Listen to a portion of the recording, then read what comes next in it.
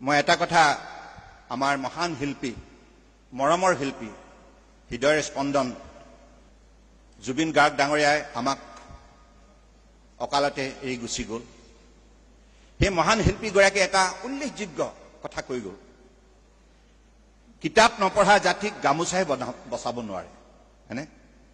ইমান সুন্দৰ এই কথাষাৰিয়ে আগন্তুক দিনত মই ভাবোঁ বহুত ক্ৰিয়া কৰিব, ইতিবাচক ইয়াৰ শক্তিশালী প্ৰভাৱ আমাৰ সমাজ জীৱনত নিশ্চিতভাৱে বিস্তাৰ কৰিব। কাৰণ কিতাপ পঢ়িব লাগিব। আজি জুবিন গাৰ্গেও তেখেতো জীৱনকালত বহুত অধ্যয়ন কৰিছিল আৰু বহু মই ইণ্টাৰভিউ চাইছোঁ, সেই ইণ্টাৰভিউবিলাকত অত্যন্ত তত্ত্বগধুৰ তেখেতে সেই ইণ্টাৰভিউবিলাকত বক্তব্য ৰাখিছিল, বিভিন্ন প্ৰশ্নৰ সঠিক প্ৰত্যুত্তৰ দিছিল।